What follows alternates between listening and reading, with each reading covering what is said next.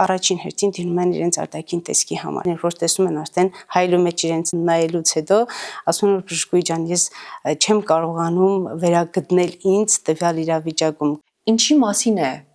հետծննդյան դեպրեսիան, եթե դա նայենք խիստ ֆիզիոլոգիայի տեսանկյունից։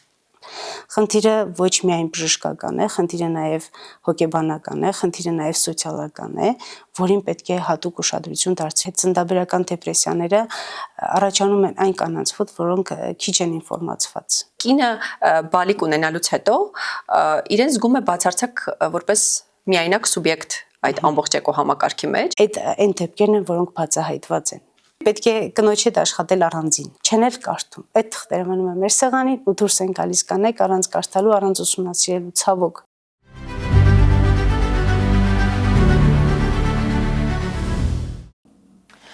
Ցայք հեռուստաընկերության եթերում բաց տեքստով հեռուստահաղորդաշարի հատուկ թողարկումն է։ Այս թողարկման շրջանակներում մենք խոսելու ենք հետծննդյան դեպրեսիայի մասին, ոլորտի տարբեր մասնագետների հետ։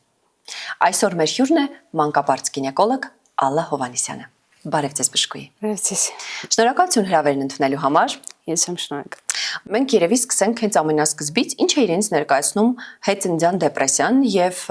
ինչքանով է կարեւոր այն ճիշտ ժամանակին հայտնաբերելը եւ փորձել գտնել լուծման ուղիներ, ինչպես է այն ազդում կնոջ առողջական վիճակի վրա։ Հետծննդյան դեպրեսիաները դրանք վիճակներ են, կնոջ մոտ վիճակի, երբ առաջանում է անմիջապես ծննդաբերությունից հետո։ Առաջանում է վարքի դրսևորման խանգարումներով, կլինիկական դրսևորման խանգարումներով, տրավմատության կտրուկ անկումներով, կինը կորցնում է իր ուշադրությունը շրջապատի նորազնի հանդեպ, չի գտնում իրեն տվյալ իրավիճակում, սիտուացիայում իրեն չի պատկերացնում եւ առաջանում է տրավմատության կտրուկ անկումներ։ Հիմնական դրսևորումը դա տրավմատության կտրուկ անկումն է, դեպրեսիվ վիճակները, էներգիայի բացակայությունը կնոջ մոտ, երբ չի կարողանում հանգստանալ, երբ չի կարողանում դրսևորվել այն միջավայրում, որտեղ ինքը հայտնվել է, որը խանգարում է իրեն թե իր խնամքի, թե նորազնի խնամքի համար արդեն ինքը ժամանակ չի գտնում, այսինքն ոչ ժամանակ, ոչ էներգիա, որպեսզի կարողանա զբաղվել իրեն արդեն հասած այդ ժամանակահատվածում, կարողանա եւ տեղավորվել այդ ժամանակահատվածի մեջ եւ զբաղվել խնամքով նորազնի եւ իր խնամքով եւ շրջապատի ժամանակահատված է, որը կինը պիտի հաղթահարի։ Դուք նշեցիք վարքի որոշակի փոփոխություններ, իրականում ենթադրում եմ, որ կլինեն հաստատ մարդիկ, ով հաղորդաշարը նայելուց հետո անմիջապես կարծագանքեն, ախր մենք էլ ենք երեխա ունենում, հիմա դա նորմալ պրոցես է, բոլորն անցնում են դրա միջով, բոլորս էլ անկումներ ենք ունեցել տրավմադրությունների, իրականում, եթե մենք փորձենք խորքային վերլուծել որպես պրոցես, որը մեր մարմնի հետ է տեղի ունենում եւ ֆիզիոլոգիական պրոցես, ինչի մասին է հետծննդյան դեպրեսիան, եթե դա նայենք խիստ ֆիզիոլոգիայի տեսանկյունից։ Հետծննդյան դեպրեսիաների հիմնական պատճառ հանդիսանում են օրգանիզմում տեղի ունեցող հորմոնալ փոփոխություններ հետծննդաբերական շրջանում։ Բոլորը գիտեն, որ հետծննդաբերական շրջանում առաջանում է պրոլակտին հորմոնի բարձր մակարդակ, ինչպես նաև արտադրվում է օքսիտոցին։ Սա բնությունն է որոշել։ Պրոլակտինի հիմնական նպատակը դա կաթնարտադրությունն է լակտացիան, որպեսզի մայրը կարողանա կերակրել բալիկին, իսկ օքսիտոցինը արտադրվում է, որպեսզի արգանդը կրճատվի եւ գա իր նախկին ինվոլյուցիվ նախկին դիրքին։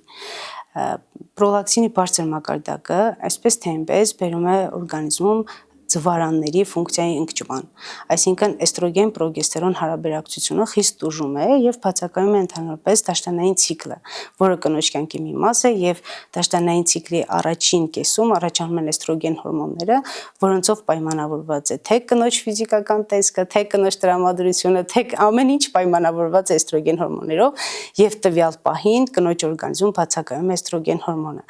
Էստրոգեն հորմոնի բացակայության պայմաններում առաջանում է կնոջ մոտ տրամադրության խիստ անկում։ Տրամադրության խիստ անկումը բերում է էներգիայի ուժերի սպառման։ Կինը չի կարողանում իրեն գտնել տվյալ իրավիճակում, կինը չի կարողանում դրսևորել իրեն եւ առաջանում է անքնություն, տրամադրության անկում, անքնություն, գերքրտնարտադրություն, մազաթափություն, մաշկի չորություն, դուրգորի իջեցում մաշկի, այն որ ջրազրկված մաշկ նման արտահայտություն գոյություն ունի եւ հիմնականում կանայք տվյալ գանգատներով են դիմում բժշկի, այսինքն երբ որ տեսնում են արդեն հայելու մեջ իրենց նայելուց հետո ասում են որ բժշկուհի ջան, ես չեմ կարողանում վերագտնել ինձ տվյալ իրավիճակում, քանի որ եւ մազաթափություն ունեմ, եւ մաշկի հետ խնդիր ունեմ, մաշկի չորություն ունեմ, հիմնականում իրենց չի անհանգստացնում այն փաստը, որ իրենք անքնություն ունեն, իրենք էներգիայի խնդիր ունեն, իրենք չեն վերականգնվում, իրենց այդ հոգնած վիճակը չի վերականգնվում նույնիսկ հանգստից հետո եւ առաջին հերթին դիմում են իրենց արտաքին տեսքի համար։ Այդ ժամանակ նոր հայտնաբերում էր կնոջ մոտ հնարավոր է, ոչ թե հնարավոր է, այլ կան տվյալ հորմոնալ փոփոխությունները, որոնք բերել են կնոջ, հասցրել են նորից բժշկի կամ հոգեբանի մոտ եւ ունի կինը օգնության կարիք։ Տվյալ պահին ունի կինը օգնության կարիք։ Նույնը օքսիտոցին հորմոնի մասին է խոսքը, օքսիտոցինը նույնպես օքսիտոցին հորմոնի կողմնակի ազդեցությունները նույնպես վերաթվարկածներ են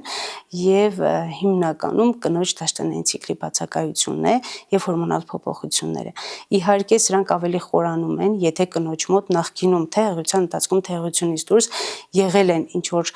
էնդոկրին խանգարումներ, ունեցել է կինը այլ սոմատիկ հիվանդություններ, այս պարագայում ավելի է խորանում այդ վիճակը, այսինքն ունի բազայի հիմքին սկսում է արդեն այլ հիվանդությունների դրսևորումը եւ արտահայտվում է հետծննդաբերական դեպրեսիաների տեսքով, որը բավականին լուրջ խնդիր է կնոջ մոտ, խանգարում է կնոջ նորմալ ապրելուն։ Կնոջ մոտ առաջանում են բարդույթներ, նույնիսկ նորածնային վախ, այդպես է կոչվում, որ վախենում են նորածնի խնամքից, վախենում է այդ պատասխանատվությունից, ամուսնու խնամքից, տան անդամների խնամքից, այն պատասխանատվությունից, որը ինքը տվյալ պահին կրում է հետծննդյան շրջանում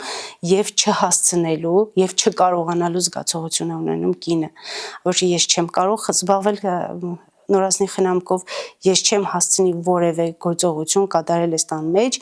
եւ ունի կինը մեծ օգնության կարիք։ Տվյալ պահին հետծննդաբերական շրջանում բավականին լուրջ օգնության կարիք ունեն կանայք։ Դուք շատ հետաքրքիր կերպով զուգահեռ ներկայացրեցիք այն հոգեբանական փոփոխությունները եւ ֆիզիոլոգիական փոփոխությունները, որոնք տեղի են ունենում, եւ բացի դրանից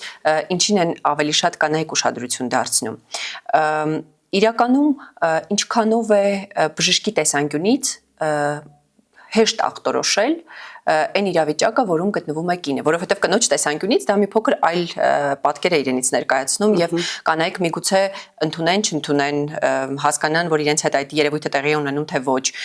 եւ գիտակցապես եւ անգիտակցաբար, բայց ամեն դեպքում ոնց եք դուք գնահատում կնոջ վիճակը, գոնե առնվազն խոսակցության կամ զրույցի մակարդակում։ Նախ պետք է ուշադիր լսել կնոջը, լսելով արդեն հնարավոր է լինում ախտորոշել կնոջ մոտ կա նման երևույթներ, թե չէ, ունի կինը դեպրեսիայի, որ փուլում է կինը դեպրեսիայի, կամ կա արդյոք դեպրեսիա, թե ուղղակի հոգնածություն է կամ լարվածություն, կամ այդ իմ նկարագրած baby blues ասեցի, չէ, որ կա այդ հնարավոր այդ պահը 7-ից 14 օր է տևում եւ արագ անցնում է, միգուցե եւ անցողիկ շրջանում է կինը եւ չի կարելի ախտորոշել որպես հետծննդաբերական դեպրեսիա։ Այդ baby blues, այսինքն թեթև տրամադրության անկում եւ ադապտացիա հետծննդաբերական 7-ից 14 օրվա ընթացքում արագ կինը վերագտնում է իրեն այդ վիճակում եւ շտկվում է իր մոտ այն երևույթները, որոնք անհանգստացնում են եւ մեզ եւ կնոջը։ Եթե լսում ենք կնոջը եւ պետք է մեծ ժամանակ տրամադրվի կնոջը լսելուն, երևի բժիշկները զբաղվածությունից ելնելով շատ ժամանակ չեն տրամադրում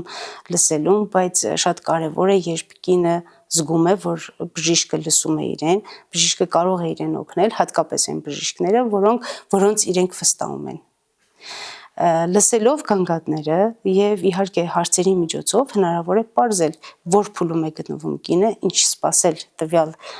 կնոջ մոտ ընթացող իրավիճակից, ինչ սպասել եւ համապատասխան բուժօգնություն փորձել ցույց տալ։ Խնդիրը ոչ միայն բժշկական է, խնդիրը նաեւ հոգեբանական է, խնդիրը նաեւ սոցիալական է, որին պետք է հատուկ ուշադրություն դարձվի եւ անհատական մոտեցում ցույց տանք ցանկացած կնոջ, հասկանալով որն է իր խնդիրը, տվյալ պահին, տվյալ կնոջ մոտ որն է իր խնդիրը, սոցիալական է, հոգեբանական, սոմատիկ, գինեկոլոգիական, մանկաբարձական եւ ցուցաբերենք ճիշտ բուժօգնություն։ Կարող ենք մենք ասել, որ հոգեսոցիալական ծառայությունների մատուցումը մեր մոտ ունի որոշակի այսպես ներդրված համակարգ եւ արդյոք դա բավարար է, որպեսզի մենք կարողանանք աշխատել նմանատիպ արդեն խնդիր ունեցող կամ միգուցե նախապատրաստվող կանանց հետ։ Չգիտեմ կարելի համարելի արժեք թե ոչ, բայց ունենք նման ծառայություններ, հատկապես հոգեբաններ, որոնք աշխատում են հղիների հետ եւ կանանց կոնսուլտացիա հաճախելու ժամանակ եւ առհասարակ ստացիոնար հիվանդանոցում կա հոգեբանի ծառայություն, որից կարող են օգտվել բոլոր հղիները, կանայք ծննդաբերած եւ ծննդաբերության ընթացքում էլ կարող է հոգեբանը իրենց կողքին գտնվել։ Թե ինչքան է գործում, դա հարցի մյուս կողմն է, քանի որ մենտալիտետից ելնելով, չգիտեմ թե սովորություններից ելնելով, սովորույթներից ընդհանրապես քիչ է լինում օգտվել նման ծառայություններից։ Այսպես ասեմ, այն կանայք, որոնք ինֆորմացված են, այն կանայք, որոնք տեղեկացված են, հասկանում են իրենց հետ ինչ է կատարվում, դիմում են եւ գինեկոլոգի, եւ հոգեբանի, եւ ստանում են համապատասխան բուժօգնություն, համապատասխան ծառայություն եւ շտկվում է իրենց մոտ այս վիճակը շատ արագ։ Բայց կանայք կան եւ կանայք եւ տան անդամներ եւ ամուսիններ, որոնք գտնում են, որ տվյալ վիճակը բոլորի մոտ է եղել եւ անցողիկ է, չեն խորանում այն ախտանշանների վրա, որոնք տվյալ պահին կա տվյալ կնոջ մոտ եւ ասում են լավ կանցնի։ Բոլորի մոտ էլ եղել է, ծանր ժամանակաշրջան է, հաղթահարելի ժամանակաշրջան է, բոլորի մոտ էլ եղել է, պետք է ուղղակի փորձենք հաղթահարել այս իրավիճակը։ Լավագույն դեպքում, եթե տան անդամները փորձում են օգնել ամուսինը եւ եթե տան մեջ ապրում են նաեւ այլ անդամներ, ուրեմն փորձում են օգնել եւ ստացվում է այդ օգնությունը եւ դուրս է գալիս կին այդ վիճակից։ Բայց փորձում են ամեն կերպ խուսափել եւ բժշկի եւ հոգեբանի եւ սոց աշխատողի ծառայություններից, քանի որ մտածում են, որ կարող է ուղղակի հասարակության կողմից այն վատ դիտվի որպես, որ գիտեք, կինը կարող է ունենա հոգեկան խնդիրներ կամ տան անդամները լավ չեն վերաբերվում իրենց, այսինքն տան ներսում կա ինչ-որ խնդիր, այդ խնդիրն են փորձում թաքցնել։ Եվ երբ որ կարծում ես, որ 10-ից 15% հետծննդաբերական կանանց մոտ կարող է ի հայտ գալ հետծննդաբերական դեպրեսիա, այն դեպքերն են, որոնք բացահայտված են։ Եվ կան երևի 30% ես կասեի, կեսը համենայն դեպս բացահայտված չեն։ Այսինքն թաքցրած դեպքերն են, որոնք ունեն ավելի ծանր հետևանքներ եւ կնոջ մոտ բերում են ավելի ծանր դեպրեսիվ վիճակների, որոնց, չգիտեմ, ինքնուրույն հնարավոր է հաղթահարել այդ վիճակները թե ոչ, եւ հետագայում էլ հետծննդաբերական շրջան անցնելուց հետո էլ ունենում է իր ծանր հետևանքները կնոջ կյանքի վրա։ Կա այնպիսի տպավորություն, հատկապես երբ որ մենք փորձում ենք որոշակի հետազոտություններ, ուսումնասիրություններ կարդալ, կինը բալիկ ունենալուց հետո իրեն զգում է բացարձակ որպես միայնակ սուբյեկտ այդ ամբողջ էկոհամակարգի մեջ, այսինքն այն ամբողջ կապերը, որը պիտի օրգանական կերպով դուրս բերեին կնոջ այս ամբողջ վիճակից, առանձին աշխատում են ինչ-որ չափով, ինչ-որ տեղ, ինչ-որ մեխանիզմով, բայց երբ որ մենք նայում ենք այս ամբողջին որպես սոցիալական կամ ինչ-որ ծառայությունների ամբողջական փաթեթ, ցավոք դրանք չեն գործում միասնական։ Բժշկական տեսանկյունից զուտ փորձենք անդրադառնալ, մի կողմ թողնենք ընտանիքը եւ փորձենք հասկանալ, թե արդյոք բոլոր մասնագետները կարողանում են այսպես ինչ-որ մի փաթեթի միջոցով այդ ծառայությունը մատուցել, փոխանցել մեկը մյուսին այն բոլոր բացակայող մասնիկները, որը անհրաժեշտ է, որպեսզի ամբողջությամբ հարցին լուծում տրվի։ Համենայն դեպս ցանկացած բուժ հիմնարկ երևի փորձում է այդ վիճակը շտկել եւ օգնել կնոջը եւ տան անդամներին անգամ, երբեմն լինում են հարցեր, որի ժամանակ հրավիրում ես ամուսնուն, հրավիրում ես կնոջը, փորձում ես կարճ խոսակցություն ունենալ, զրույց ունենալ, բացատրել թե ինչումն է բանը, որտեղ մենակ կինը չի կարողանում հաղթահարել այդ ամեն ինչը եւ բացատրել եւ ամուսնուն եւ կնոջ սկեսուրին, թեկուզ բացատրել թե ինչ է իրեն սպասվում եւ ինչի համար է նշանակված տվյալ հետազոտությունը կամ տվյալ ես ուզում էի անդրադառնալ այս մայրության դպրոցին հիմնականում, որովհետև հիմնականում հետծննդաբերական դեպրեսիաները առաջանում են այն կանանց մոտ, որոնք քիչ են ինֆորմացված։ Միշտ ասում եմ, ծննդաբերությունը, հղիությունը նման է փակ մութ սենյակի։ Իսկ ցանկացած մութ սենյակ մտնելիս տագնապ ես ապրում, որովհետև չգիտես դրան հետևում քեզ ինչ է սպասվում։ Իսկ երբ որ դու գիտես, դուրը բացեցիր եւ դու ինչ ես սպասում, ինչ ես պատրաստ, այդ դեպքում արդեն ավելի թեթև է լինում եւ տագնապային իրավիճակները անցնում ես։ Հետծննդաբերական դեպրեսիան հենց ինքնին տագնապ է ու վախ։ Այսինքն կնոջ վախը իր նկատմամբ, նորազնի նկատմամբ այս պարագայում անհրաժեշտ է որպեսզի համագործակցված բուժօգնություն ստանան նաև հոգեբանական թե բժշկական տեսանկյունից եւ դրա համար ներդրված է ծրագիր կանանց կոնսուլտացիաների համար մայրության դպրոցի ծրագրերն են հիմնականում մայրության դպրոցը փորձում է համենայն դեպս Գյումրու ծննդատունը չլինի ռեկլամ, բայց Գյումրու ծննդատունը շատ լավ կազմակերպում է մայրության դպրոցը բայց ցավոք ոչ բոլորն են մասնակցում, միշտ խուսափում է կինը մայրության դպրոցներից, մասնակցում է եւ գինեկոլոգ, եւ հոգեբան, տվյալ ծրագրին, եւ նեոնատոլոգ։ Գինեկոլոգը ներկայացնում է իր խնդիրները, որ դեպքում անհանգստանալ ինչ անել, նույնիսկ ունենք տեղեկատվական թերթիկ կազմված, որի վրա հստակ նշված է, որ դեպքում չանհանգստանալ, որ դեպքում խմել մի հատ գլխացավի տեղ ու չներկայանալ բժշկի, բայց որ դեպքում է անհրաժեշտ շտապ ներկայանալ հիվանդանոց կամ ստանալ անհրաժեշտ բուժօգնություն։ Չեն էլ կարդում։ Այդ թղթերը մնում են մեր սեղանին ու դուրս են գալիս կանայք առանց կարդալու, առանց ուսումնասիրելու ցավոք։ Եվ ունենում ենք նորազնի խնամքի վերաբերյալ իհարկե տեղեկատվություն է տրվում, անգամ տիկնիկների միջոցով մեր նեոնատոլոգները փորձում են ցույց տալ, թե ինչպիսի խնամք է պահանջում նորածինը, երբ ինչ է պետք անել։ Այդ հետծննդաբերական դեպրեսիաների ժամանակ հիմնականում կինը կարող է լաց լինելով, երբ որ նորածինը սկսում է լացել, ինքն էլ լաց լինելով երեխային դուրս է բերում, թե երեխաս լացում է բուժօգնություն ցույցվեք, ինչ է պետք անել այս պահին։ Այ բացատրվում է իրենց, թե ինչ է պետք անել այդ պահին, ինչ է պետք այդ պահին նորազնին կերակրել է պետք, տակդիր փոխել է պետք, թե հանգստացնել է պետք, ինչ է պետք նորազնին։ Տեղեկացված չեն մեր բնակչությունը 90%-ը տեղեկատվության բացակայություն ունի, դրանից էլ կա այդ վախը, այդ տագնապի զգացողությունը եւ չեն մասնակցում այդ մեր կազմակերպած միջոցառումներին ցավոք։ Նույնիսկ մտածել ենք եւ ներդրել ենք նա ծրագիր, երբ փորձում ենք նվերների միջոցով գոնե կայտակղել կնոջը այդ կանանց կոնսուլտացիաներին մասնակցելու համար, բավականին ավելի լավ է ստացվում, քան առանց նվերների, փորձում են մասնակցել կանայք, ավելի ուրախ են, փորձում ենք հյուրասիրություն կազմակերպել թեթև եւ այդ նվերները բաժանելով գոնե մի փոքր տեղեկատվություն տրամադրել կնոջը։ Փորձում ենք ամեն ինչ անել։ Բավականին համապարփակ կերպով արդեն ներկայացրեցինք տարբեր կողմերից երևույթը, բայց ուզում եմ մի փոքր ավելի ժամանակային ինտերվալի մասին խոսել։ Երբեմն տպավորություն է, որ այդ հետծննդյան դեպրեսիան բավականին անվերջ թվացող երևույթ է եւ եթե նույնիսկ անգամ ծայրահեղ դեպքերում, որ անուշադրությանն է մատնված տվյալ երևույթը տվյալ կնոջ մոտ, ինչպիսի ժամանակային ինտերվալի մասին է խոսքը, դա մոտավորապես ինչքան է տևում կնոջ մոտ եւ դրանից հետո եթե բնականաբար մասնագետները չեն խառնվում գործին, ինչ կարող է տեղի ունենալ որպես հետևանք։ Մեծ մասամբ 7-ից 14 օրվա ընթացքում այս վիճակը շտկելի է, վերադարձելի process է, երբ կինը սկսում է արդեն այդ ադապտացիայի շրջանը արագ անցնել։ Արդեն մոտավորապես հասկանում է ինչ է պետք բալիկին, ինչ է պետք իրեն, ինչ է պետք տան անդամներին, արագ շրջանցում է ամեն ինչը,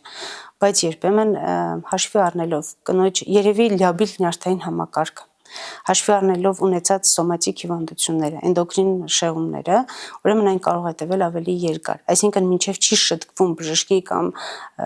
հոգեբանի կողմից այս ամեն ինչը, ուրեմն ինքը ավելի երկար է տևում եւ խոսքը գնում է մինչև 1 տարի վաղեմություն կարող է ունենալ այն ամիսներ եւ 1 տարի, մինչեւ կարող է ձգձգվել, իսկ եթե տևում է 1 տարուց ավելի, ուրեմն ավելի լուրջ հոգեհուզական խանգարումների մասին կարելի է մտածել եւ արդեն ոչ միայն այստեղ հոգեբանը չի կարող օգնել, արդեն հոգեբույժի կարիք ենք ունենում։ Համենայն դեպս փորձում ենք չհասնել այդտեղ, ամեն ինչ անել, ճիշտ ժամանակին դիմաց կնոջը ճիշտ բուժօգնությամբ դուրս բերել այս վիճակից, ներառելով թե թերապևտ, թե էնդոկրինոլոգ, թե գինեկոլոգ, մանկաբարձ գինեկոլոգ, թե հոգեբան, թե սոցծառայող, այսինքն ինդիվիդուալ ընտրում ենք մոտեցման ծառայության տեսակ։ Հետազոտություններից մեկում Կանանի սոցիալ-հոգեբանական կենտրոն հասարակական կազմակերպության կողմից է իրականացվել, հետաքրքիր կերպով նշվում է կանանց կողմից, անանուն կերպով հետաքրքիր կարծիքներ կան եւ ասում են, որ այո, շատ դեպքերում մասնագետներն ուշադրություն են դարձնում ֆիզիկական փոփոխություններին, փորձում են նկատել, հակազդել այդ երևույթներին, բայց երբեք շատ հազվադեպ է լինում, երբ մասնագետը հարցնում է հոգեկան վիճակի մասին, ինչպես եք ձեզ զգում, ինչ եք տխուր, ինչ է պատահել, ինչի ցանկություն չունեք, ենթադրենք, այսպես կյանքի նկատմամբ կորցրել եք ձեր այդ գեղեցիկ զգացողությունները։ Արդյոք սա հատուկ մասնագիտական մոտեցման կարիք ունի մասնագետների տեսանկյունից, եթե հարցին նայենք։ Եթե խոսքը վերաբերում է հղիության ընթացքի մասին, ուրեմն պարտադիր գինեկոլոգը, պարտադիր։ Ես չեմ կարծում, չեմ տեսել գինեկոլոգի,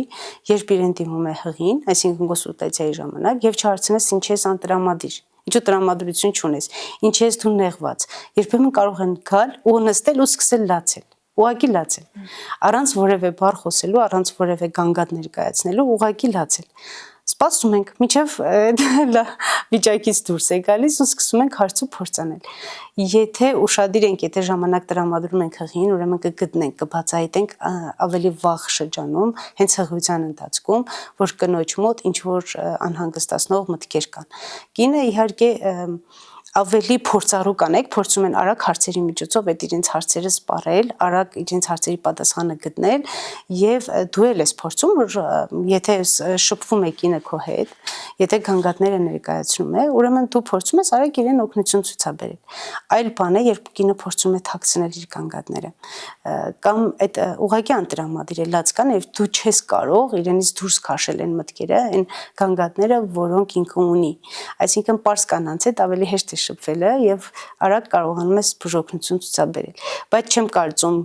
բժիշկ, որը կարող է ուղղակի շրջանցել ու իր համար նշանակություն չունենալ, թե կողքին նստած կինը ինչ գանգատներ ունի կամ ինչի անտրամադիր, ինչի է հուզված, ինչի է ոչ խնամված տեսքով ներկայացել։ Փորձում ենք այդ բոլոր հարցերի պատասխանները ստանալ եւ բուժօգնություն անպայման, ոչ թե բուժօգնություն, այլ թեկուզ եթե զգում ենք, որ հոգեբանի կարիք կա, մենք առաջարկում ենք բոլոր հղի կանանց, մենք առաջարկում ենք։ Ուզում ես մոտենալ հոգեբանի։ Իհարկե մեծամասամբ հրաժարվում են, բայց կան կանայք, որոնք համաձայնվում են եւ աշխատում են հոգեբանի հետ բավականին երկար ու բավականին լավ արդյունքներ են ունենում։ Շատ լավ արդյունքներ։ Ամփոփելով մի փոքր մեր զրույցը, իրականում թեման բավականին ծավալուն է եւ ես հասկանում եմ, որ ժամանակային որոշակի սահմանափակումների պատճառով չենք կարող բոլոր հնարավոր հարցերին անդրադառնալ, բայց